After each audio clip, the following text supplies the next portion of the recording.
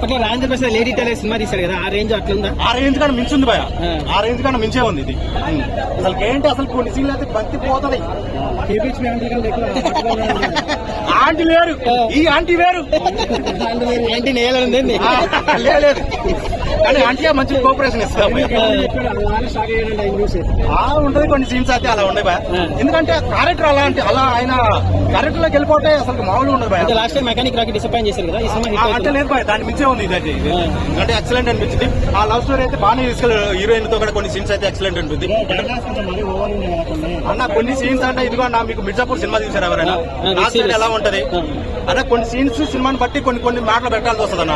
మీరు అది ఇంకా మీరు అప్పుడులాగానే నాకు ఒట్టి నార్మల్ మాటలు రావాలని కాదు, కొన్ని సీన్స్ క్రియేట్ కావాల్సి వస్తుంది. ఆ టైంలో ఆ మాట పెడితేనే ఆ సీన్ కి ఊపు వస్తుంది భయ. మీరు తప్పుగా ఊటుకుంటే అది తప్పది. కొన్ని సీన్లు ఓవర్గానే ఉంటాయి. అన్న సినిమా అయితే సూపర్ డూపర్ హిట్ అన్న. నేనైతే రేటింగ్ అయితే సినిమా అయితే ఎక్సలెంట్ ఉంది. ప్రతి ఒక్కరు పిచ్చగా నవ్వుతుంది, గుర్తుపెట్టుకోండి. నేను చెప్తున్నా విశ్వక్ సేన్ గారు మీరు డబల్ హిట్ ఇదైతే.